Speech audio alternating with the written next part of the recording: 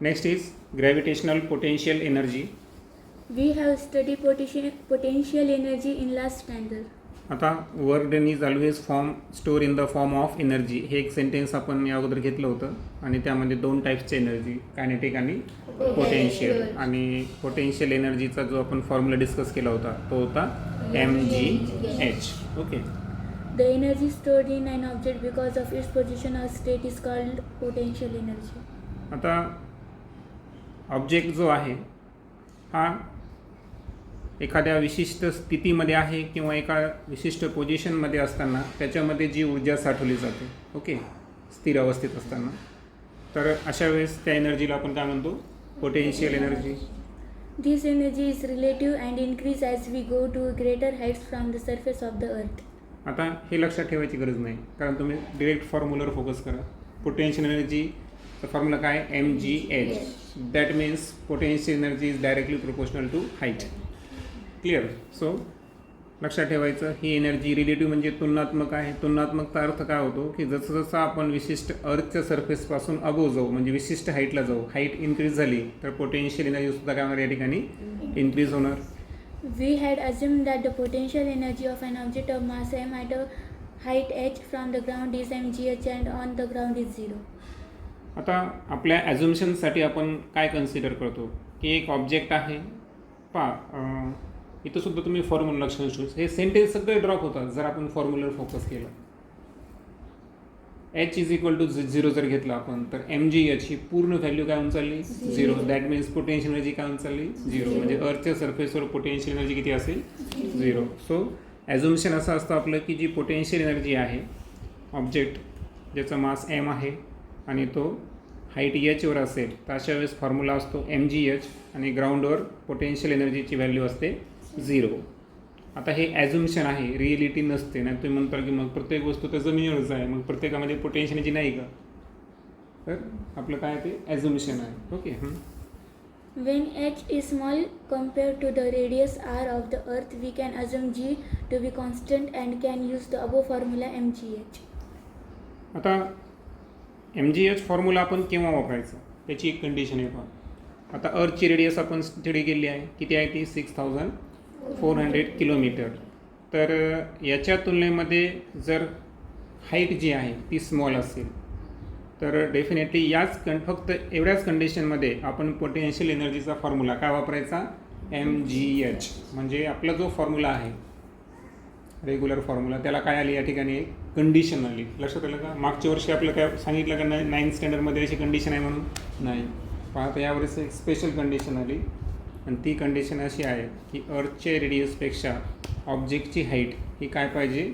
कमी असेल तरच पोटेन्शियल एनर्जीचा फॉर्म्युला mgh अप्लिकेबल आहे. अदरवाईज फॉर्म्युला चेंज होणार या ठिकाणी. कशा पद्धतीने पाहू आपण. But for large value of h, the value of g decreases with increase in h. परंतु काल मी तुम्हाला सांगितलं होतं की ॲक्सिलरेशन ड्यू टू ग्रॅव्हिटीची जी व्हॅल्यू आहे ही अर्थच्या सरफेसवर मॅक्झिमम आहे आणि लार्ज डिस्टन्सेससाठी, स्मॉल डिस्टन्ससाठी तर ॲक्सिलरेशन ड्यू टू ग्रॅव्हिटीच्या व्हॅल्यूमध्ये जास्त फरक पडत नाही. परंतु अर्थच्या रेडियसच्या तुलनेमध्ये जर हाईट असेल तर डेफिनेटली काय होतं की त्या ठिकाणी ग्रॅव्हिटी सायमल्टेनियसली हाईटनुसार काय होत जाते?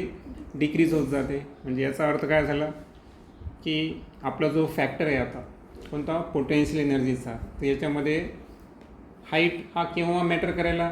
जेव्हा हाईटनुसार ग्रॅव्हिटी डिक्रीज होत असेल तर डेफिनेटली हाईट हा फॅक्टर या ठिकाणी काय व्हायला? म्हणजे हाईट नुसती इन्क्रीज व्हायली पण ग्रॅव्हिटी काय व्हायली? डिक्रीज. त्याचा इम्पॅक्ट कशावर होईल? पोटेन्शियल एनर्जीवर. Okay. For an object at infinite distance from the earth, the value of g is 0 and earth's gravitational force does not act on the object.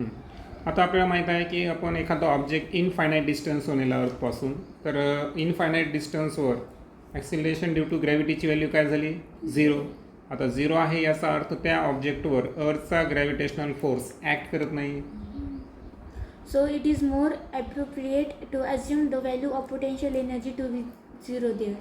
आणि that's why त्या पोझिशनला आपल्याला जे मोर अप्रोप्रिएट व्हॅल्यू जर घ्यायची असेल तर आपल्याला काय अज्युम करावं लागेल? आपल्याला गृहीत धरावं लागेल की त्या पॉईंटला, ज्या पॉईंटला ग्रॅव्हिटी 0 आहे, कारण आपण पाहिलं होतं ना अर्थच्या सरफेसवर हाईट 0 म्हणून पोटेन्शियल एनर्जी 0.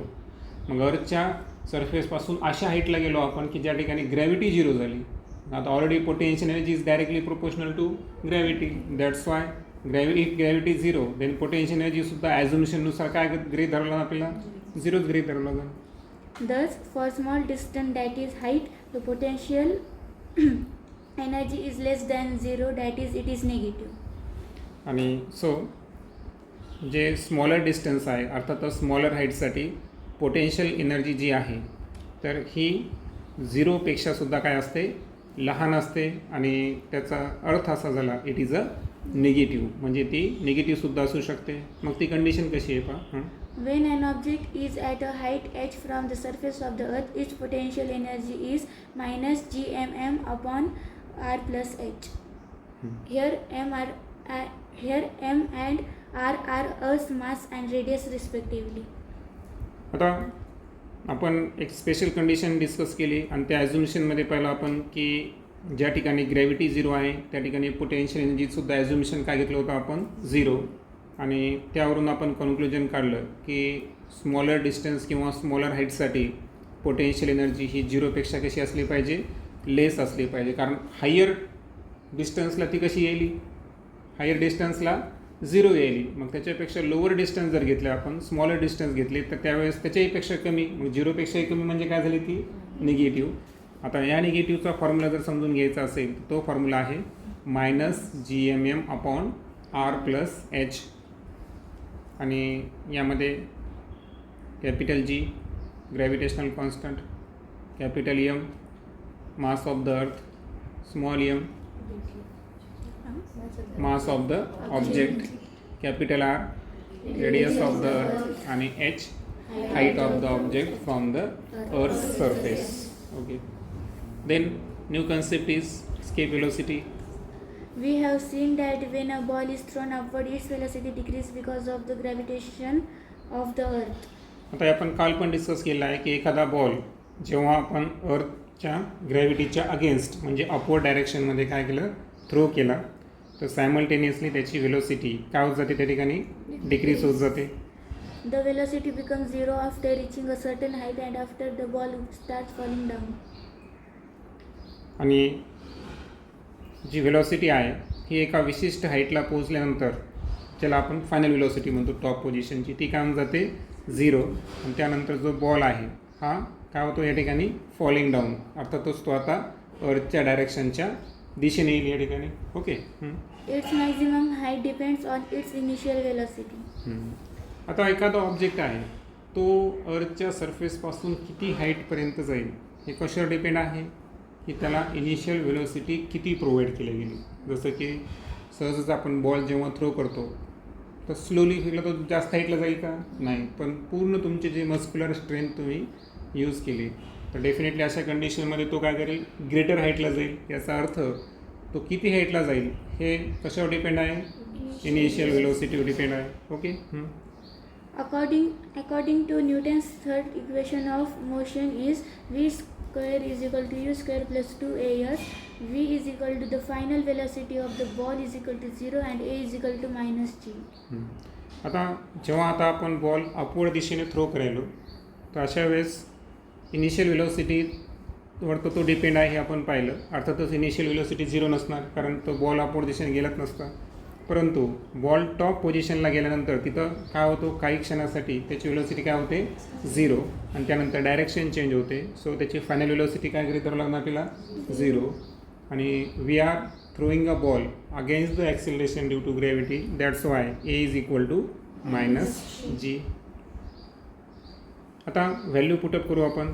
व्हॅल्यू जर आपण पुटअप केल्या तर जी मॅक्झिमम हाईट असेल बॉलची तर तो formula s is equal to काय असेल, s is equal to -u square upon 2g. Okay. आणि हे प्रॉब्लेममध्ये पण तुम्ही त्याला रिअरेंज करू शकता, एवढे काही अडचण नाही. ओके. याच्यात फक्त तुम्हाला v इज इक्वल टू 0 टाकलं थर्ड कायनेमॅटिकल इक्वेशनमध्ये तर हे सूत्र ॲटोमॅटिक ते तयार होतं.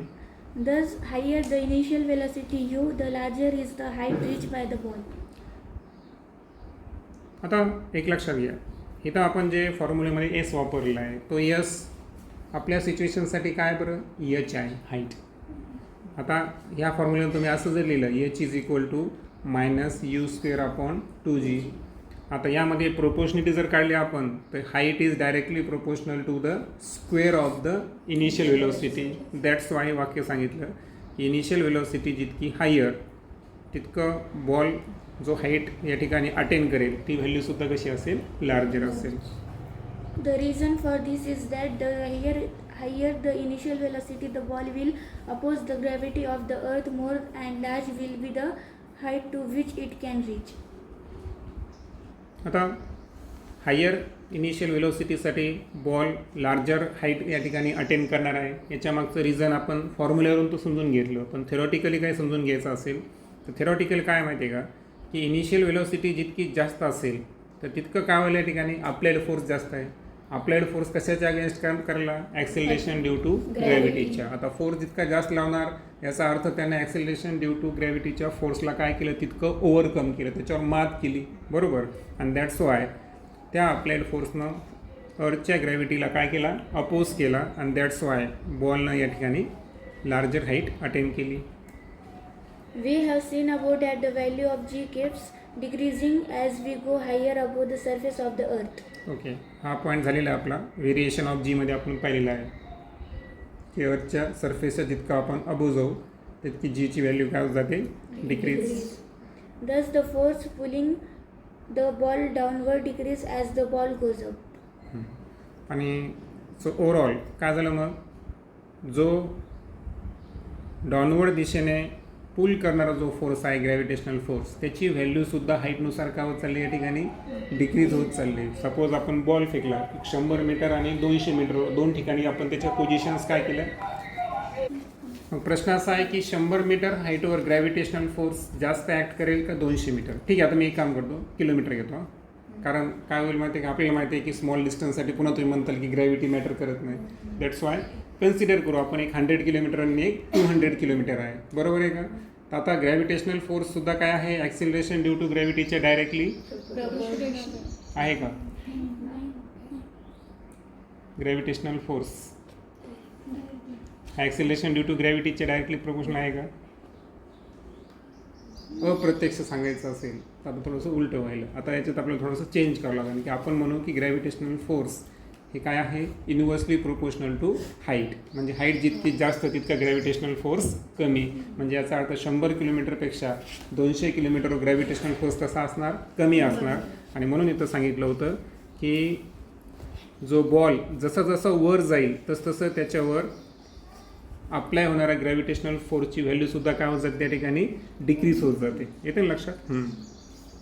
If we keep increasing the initial velocity of the ball, it will reach larger and larger height, and above a particular value of initial velocity of the ball is able to overcome the downward pull by the earth and can escape the earth forever and will not fall back on the earth. This velocity.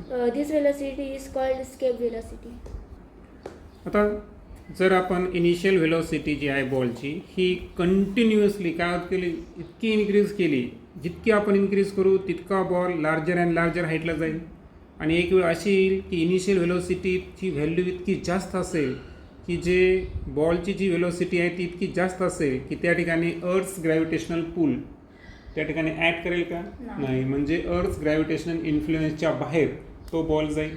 आणि त्यानंतर काय होईल की तो कधीच अर्थवर return येणार आहे का, नाही. म्हणजे तो जो इस्केप होईल अर्थ्स ग्रॅव्हिटेशनल पूलच्या किंवा इन्फ्लुएन्सच्या पासून इस्केप झाला, तो त्याची सुटका झाली, आता तो अर्थवर कधीच रिटर्न येणार नाही. आता त्याला कोणता नियम लागू झाला, न्यूटन्स फर्स्ट लॉ.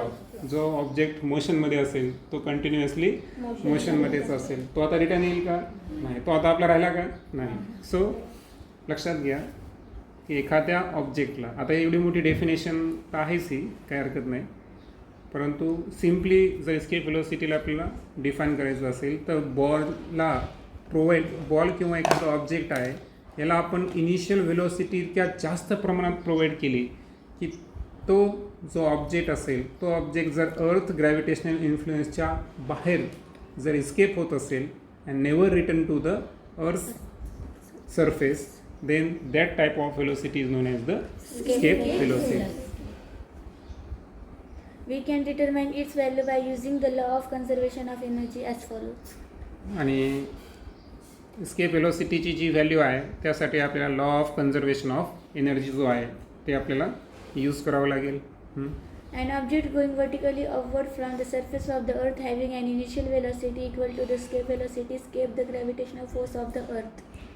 आता पुन्हा एकदा तो सेंटेन्स आहे की अर्थच्या सरफेसहून एखादा ऑब्जेक्ट व्हर्टिकली अपवर्ड जात आहे आणि त्याला इनिशियल व्हेलॉसिटी इतक्या जास्त प्रमाणात प्रोव्हाइड केली की त्याची व्हॅल्यू कशाच्या इक्वल असेल, इस्केप व्हेलॉसिटीच्या इक्वल असेल, तर तो ऑब्जेक्ट अर्थवर कधीच रिटर्न येणार नाही. अर्थातच तो जो अर्थचा ग्रॅव्हिटेशनल फोर्स आहे यापासून तो काय झाला, इस्केप झाला.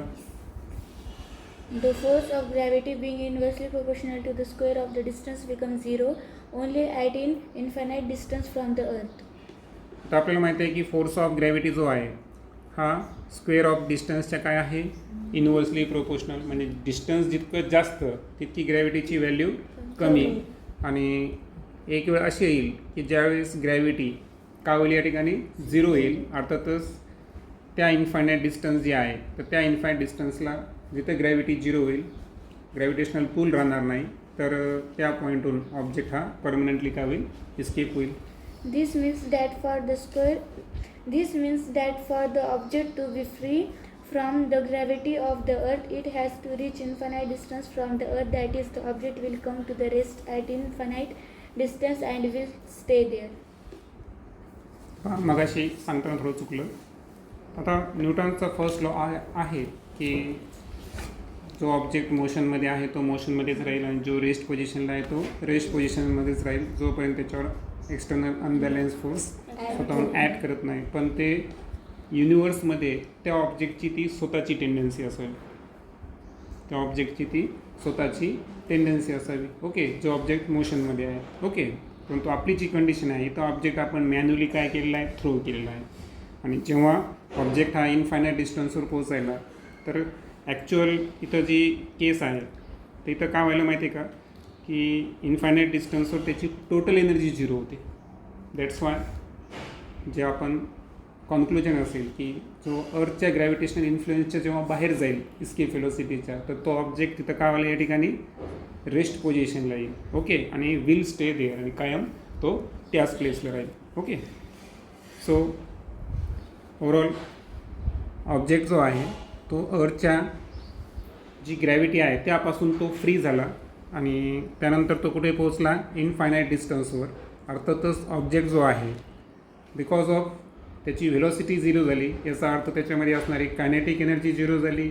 आणि त्यानंतर आपण हे पण आता स्टेटमेंट पाहिलं होतं की अर्थपासून इनफायनाईट डिस्टन्सवर पोटेन्शियल एनर्जीसुद्धा काय असते, झिरो. आणि टोटल एनर्जी जर काढायची असेल तर कायनेटिक आणि पोटेन्शियलची काय करतो आपण, बेरीज. आणि सो टोटल एनर्जीसुद्धा किती आली, झिरो. म्हणजे तिन्ही प्रकारची एनर्जी त्याच्यात झिरो असल्यामुळं तो ऑब्जेक्ट जो आहे इनफायनाईट डिस्टन्सवर कोणत्या पोझिशनमध्ये असेल, रेस्ट पोझिशनमध्ये असेल.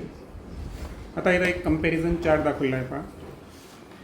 हा कंपॅरिझन चार्ट खूप महत्त्वाचा आहे. आता ऑब्जेक्टचं मास m असताना ऑब्जेक्ट अर्थच्या सरफेसवर असेल तर आपल्याला माहीत आहे की स्टँडर्ड 9मध्ये आपण पाहिलं की त्याची जी कायनेटिक एनर्जी आहे ती काय असते, हाफ mv². इथं व्हीला लोअर केसमध्ये ESC लिहिलं म्हणजे ती कोणती वेलॉसिटी आहे, स्केप वेलॉसिटी. पोटेन्शियल एनर्जी जी आहे, आता आपल्याला माहीत आहे या अगोदर आपण फॉर्म्युला पाहिला होती R+EH. पण अर्थच्या सरफेसवर असताना हाईट काय झाली, झिरो. सो म्हणून अर्थच्या सरफेसवर असताना पोटेन्शियल एनर्जीची व्हॅल्यू काय असेल, -gmm/r. आणि टोटल एनर्जी म्हणजे दोघांची बेरीज. म्हणून आपल्याला आता तुम्हाला माहीत आहे की कायनेटिक एनर्जी जी आहे ती पॉझिटिव्ह व्हॅल्यू आहे आणि पोटेन्शियल एनर्जी कशी आहे, निगेटिव्ह. सो दोघांची ॲक्च्युली ते ॲडिशनच केली आहे पण ते plus minus minus. That's why total एनर्जीचा फॉर्म्युला येईल हाफ mv² -gmm/r. आता ऑब्जेक्ट इनफायनाईट डिस्टन्सवर पोहोचला. आता ग्रॅव्हिटी काय झाली त्या ठिकाणी, झिरो. दॅट्स वाय तो ऑब्जेक्टची कायनेटिक जी एनर्जी आहे इनफायनाईट डिस्टन्सला ती काय आली, झिरो. पोटेन्शियल एनर्जी झिरो आणि दॅट्स वाय टोटल एनर्जीसुद्धा काय असेल, झिरो असेल. ते आताच आपण डिस्कस केलं.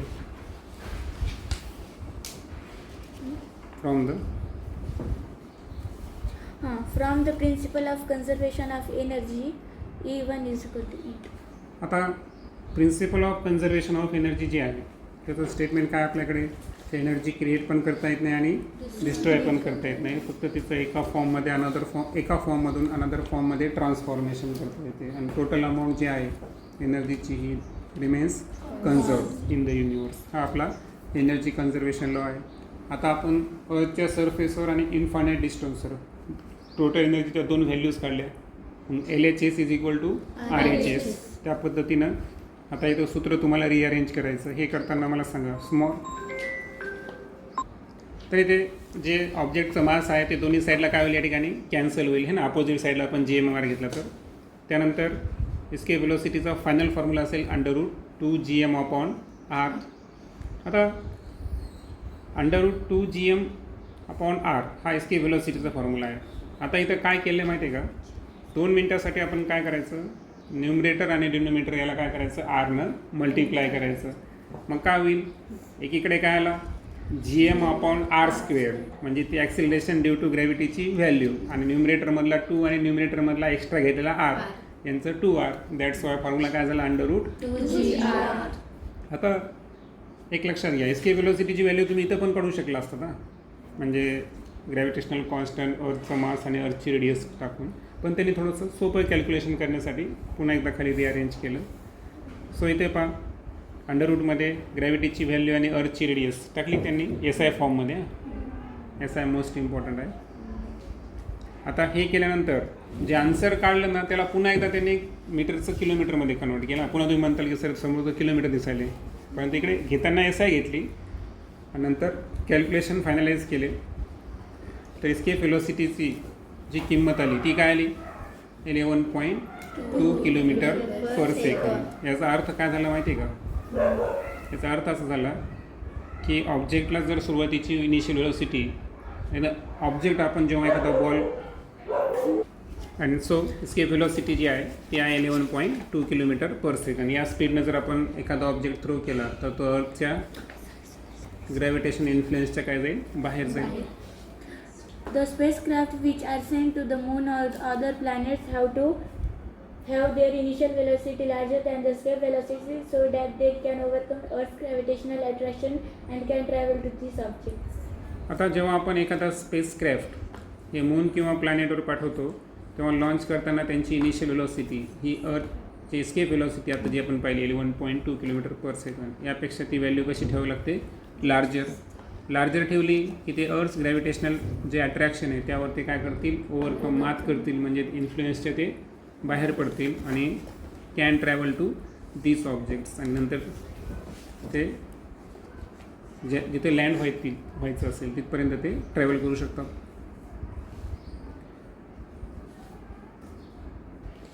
Next is weightlessness in space. Space travelers as well as objects in the spacecraft appear to be floating. आता जे स्पेस ट्रॅव्हलर्स असतात किंवा स्पेसक्राफ्टमध्ये प्रेझेंट असणारे जे ऑब्जेक्ट्स आहेत तर ते कसे वाटतात बरं, ट्रॅव्हलिंग फ्लोट केलेले वाटतात, फ्लोटिंग तरंगलेवाने. ओके, तर असं का होतं हां. Why does this happen? Though the spacecraft is at a height from the surface of the Earth, the value of g there is not 0. आता जे स्पेसक्राफ्ट आहे हे अर्थच्या सरफेसपासून एका विशिष्ट हाईटला असतात आणि जरी ते फार जास्त हाईटला असेल ना तरीसुद्धा जी व्हॅल्यू आहे जीची त्या ठिकाणी 0 नसते. हां, In the space station, the value of g is only 11% less than its value on the surface of the Earth. आणि स्पेस स्टेशनमध्ये आपण ॲक्सिलरेशन ड्यू टू ग्रॅव्हिटीची व्हॅल्यू पाहिली तर अर्थच्या सरफेसवर असणारी जी ॲक्सिलरेशन ड्यू टू ग्रॅव्हिटी आहे त्यापेक्षा ती फक्त किती कमी आहे, 11% कमी आहे. Thus, the height of a spacecraft is not the reason for their weightlessness. आणि मग असं असेल तर याचा अर्थ स्पेसक्राफ्टची जी हाईट आहे तर ती या ठिकाणी वेटलेसनेससाठी रिस्पॉन्सिबल आहे का, नाही. कारण लक्षात घ्या स्पेस स्टेशन जे आहेत ना तर हे अर्थपासून अशा हाईटला आहे की ज्या हाईटला ग्रॅव्हिटी काय करेली, ॲक्ट करेली. मग ग्रॅव्हिटी ॲक्ट करत असताना सुद्धा त्यांच्यामध्ये वेटलेसनेस का आलेलं आहे हे आता आपल्याला समजून घ्यायचं आहे. Their weightlessness is caused by their being in the state of free fall. तर ॲक्च्युअल त्यांच्यामध्ये जे वेटलेसनेस आलेलं आहे तर हे ॲक्च्युअल ग्रॅव्हिटी 0 नसल्या, कारण आपण पाहिलं की स्पेसक्राफ्टमध्ये ऑलमोस्ट 89% ग्रॅव्हिटी अवेलेबल आहे, बरोबर ना. 11% लेस आहे, याचा अर्थ तिथं प्रेझेंट किती आहे, 89% आहे. मग 89% असतानासुद्धा त्यांच्यामध्ये वेटलेसनेस ही कंडिशन जी आहे, फ्लोटिंग कंडिशन म्हणजे 0 ग्रॅव्हिटीसारखी कंडिशन का आहे, कारण ते ॲक्च्युअल हे जे वेटलेसनेस आलेलं आहे हे ग्रॅव्हिटी त्याला रिस्पॉन्सिबल आहे का, नाही. तर त्याला रिस्पॉन्सिबल काय आहे, state of free fall. Free fall आपण काल कन्सेप्ट पाहिलेली आहे. Okay. Though the spacecraft is not falling on the Earth because of its velocity along the orbit, the only force acting on it is the gravitational force of the Earth and therefore it is in a free fall. आता जरी spacecraft हे अर्थवर या ठिकाणी fall होत नसतील, बरोबर आहे, ते फॉल होतात का, नाही. मात्र because of its velocity along the orbit, परंतु एका विशिष्ट ऑर्बिटमध्ये त्यांना काय प्रोव्हाइड केली असते, एक विशिष्ट वेलॉसिटी असते आणि त्या वेलॉसिटीमुळं त्यांच्यावर ॲक्ट करणारा एकच फोर्स असतो आणि तो फोर्स कोणता आहे, ग्रॅव्हिटेशनल फोर्स. आणि ग्रॅव्हिटेशनल फोर्स तुम्हाला माहिती आहे की म्हणजे या ठिकाणी आता अनदर कोणताच फोर्स या ठिकाणी ॲक्ट करत नाही, हे लक्षात ठेवायचं आहे. आणि therefore it is a free fall, आणि म्हणजे ते कोणत्या कंडिशनमध्ये आहे, फ्री फॉल कंडिशनमध्ये आहे. As the velocity of free fall does not depend on the properties of an object, the velocity of free fall is the same for the spacecraft, the travelers, and the objects in the craft. Thus, if a traveler releases an object from her hand, it will remain stationary with respect to her and will appear to be weightless. आता इथे लक्षात ठेवायचं की एखादा object जेव्हा free फॉलमध्ये असतो, तो free फॉलमध्ये असताना त्याची जी व्हेलॉसिटी आहे ही कशावर डिपेंड आहे, फक्त ग्रॅव्हिटी आणि हाईटवर डिपेंड आहे. आता ग्रॅव्हिटी आणि हाईटचा त्या ऑब्जेक्टची काही घेणं आहे का, नाही. याचा अर्थ v is equal to √2gh हा आपला फ्री फॉलचा फॉर्म्युला आहे.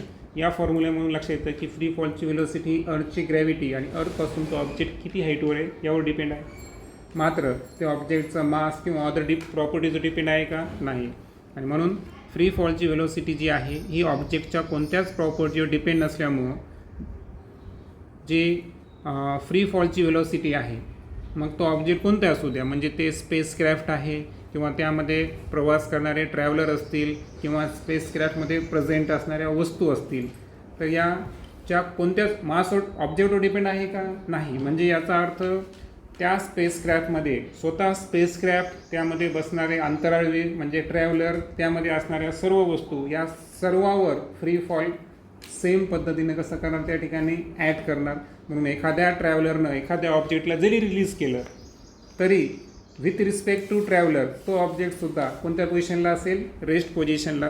इथं दिलं आहे पुढं, if a traveller release an object, ट्रॅव्हलरनं एखाद्या ऑब्जेक्टला काय केलं, रिलीज केलं, it will remain stationary with respect to her. कारण ते ज्या स्पेसक्राफ्ट असेल त्यामध्ये ट्रॅव्हलर करणारा प्रवासी असतील, ट्रॅव्हलर्स त्यांना आपण म्हणतो, आणि त्याच्यामध्ये प्रेझेंट असणाऱ्या सर्व वस्तू, या सर्वांची जी फ्री फॉलची व्हेलॉसिटी आहे ही ऑब्जेक्टच्या कोणत्याच प्रॉपर्टीवर डिपेंड असल्यामुळं जरी एखाद्या स्पेसक्राफ्टनं सपोज त्याचा मोबाईल त्या ठिकाणी काय केला, रिलीज केला, तर तो मोबाईल त्या ट्रॅव्हलरसाठी कोणत्या पोझिशनमध्ये आहे, रेस्ट पोझिशनमध्ये आहे. कारण रिझनच हे लक्षात ठेवायचं. आपली जी ओव्हरऑल कन्सेप्ट होती, तो ओव्हरऑल कन्सेप्ट अशी होती आपली की जे स्पेस ट्रॅव्हलर आहेत किंवा एखादं ऑब्जेक्ट असतील स्पेसक्राफ्टमध्ये, ते फ्लोटिंग कंडिशनमध्ये का आहे. तर फ्लोटिंग कंडिशनमध्ये म्हणजे कशामध्ये येते, वेटलेसनेस. ग्रॅव्हिटी तर 89% ऑलरेडी अवेलेबल आहे. मग आता त्यांच्यामध्ये जे वेटलेसनेस कंडिशन आली ही कशामुळे आली, फ्री फॉलमध्ये. फ्री फॉलमुळं आता फ्री फॉलची जी व्हेलॉसिटी आहे ती ऑब्जेक्टच्या कोणत्याच प्रॉपर्टीवर डिपेंड नाही, ती ग्रॅव्हिटी आणि हाईटवर डिपेंड आहे. आणि म्हणून स्पेसक्राफ्टमध्ये सर्वच वस्तू या कोणत्या कंडिशनमध्ये आहे, वेटलेसनेस. जरी एखाद्या ट्रॅव्हलरनं एखाद्या ऑब्जेक्टला काय केलं असेल, रिलीज केलं असेल, पण त्या ट्रॅव्हलरसाठी तो ऑब्जेक्ट कायम कोणत्या कंडिशनमध्ये आहे, विथ रिस्पेक्ट टू जसं आपण तुम्हाला माहीत आहे की जसं मी तुम्हाला रिलेटिव्ह व्हेलॉसिटी शिकवली होती. 2 जण सायकलवर सेम पद्धतीनं सेम स्पीडने ट्रॅव्हल करत असतील तर with respect to each other ते दोन्ही एकमेकांसाठी कसे आहे, स्टेशनरी आहे. तर सेम कंडिशन आहे. तर ट्रॅव्हलरनं एखादा ऑब्जेक्टला जर रिलीज केलं तर definitely with respect to traveller तो ऑब्जेक्टसुद्धा कोणत्या कंडिशनमध्ये आहे, स्टेशनरी कंडिशनमध्ये आहे. आणि दॅट्स वाय तो आपल्याला कोणत्या कंडिशनमध्ये दिसेल, weightless. This overall concept is non as the weightlessness.